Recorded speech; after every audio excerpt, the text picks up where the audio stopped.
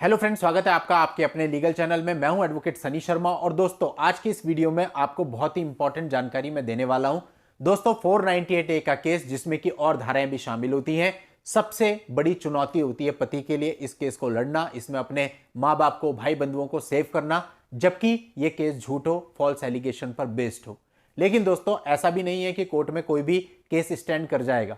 अगर आप उसको चैलेंज करते हैं और आपके पॉइंट्स में दम है, यानी आप जो बात कह रहे हैं वो सत्य है, आपके पास कुछ चीजों की एविडेंस है, तो बहुत बार ऐसा होता है कि आपको शुरुआती दौर में ही इससे राहत मिल जाती है।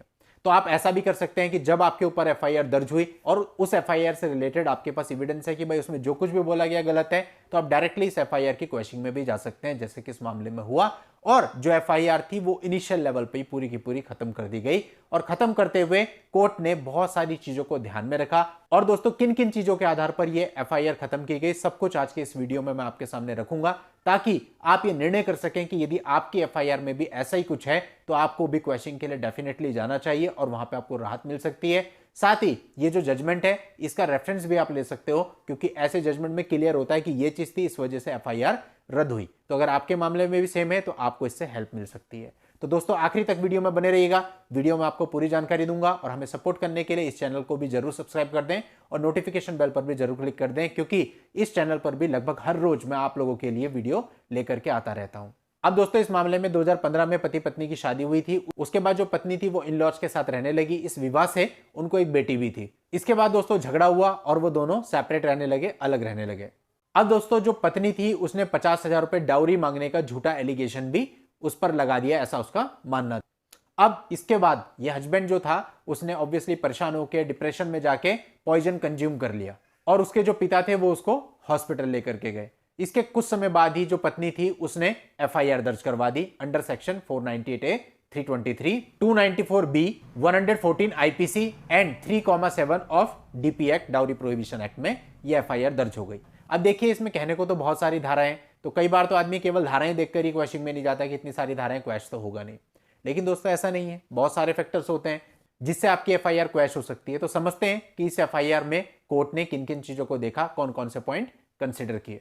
अब दोस्तों जब क्वेश्चनिंग में पति की तरफ से अपनी बात रखी गई, यानी पति के काउंसिल के थ्रू जब बात रखी गई, तो उन्होंने बताया कि इस एफआईआर के अंदर जो भी कंटेंट है पूरी तरह से फॉल्स है, जो भी एलिगेशन है पूरी तरह से फॉल्स है।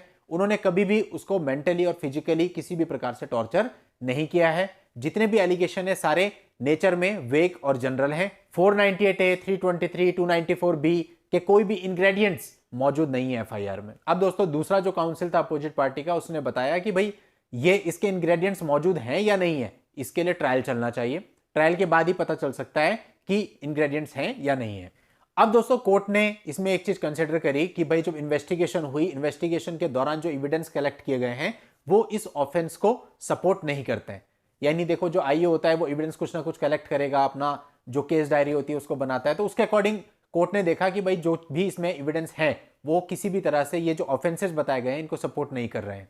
और साथ ही कोर्ट ने यह भी माना कि भाई ऐसे किसी भी केस में जहां पर ये जो एफआईआर होती है ये मालाफाइड इंटेंशन से हो या फिर दूसरे को परेशान करने के लिए, अपनी पर्सनल एंड प्राइवेट गर्ज निकालने के लिए हो, ऐसे केस में क्वैश होने योग्य ही होती है। और इस पूरी की पूरी एफआईआर को कंप्लीटली क्वैश कर दिया गया सभी के लिए। तो दोस्तों इस तरह से शुरुआती दौर में ही अगर आपकी एफआईआर में इस प्रकार की चीजें हैं तो आप इससे मुक्ति पा सकते हैं।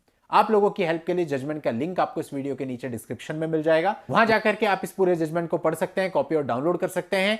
नेक्स्ट वीडियो में नई लीगल जानकारी के साथ मैं आपसे फिर मिलता हूं, तब तक के लिए good bye and thank you for watching. Take care.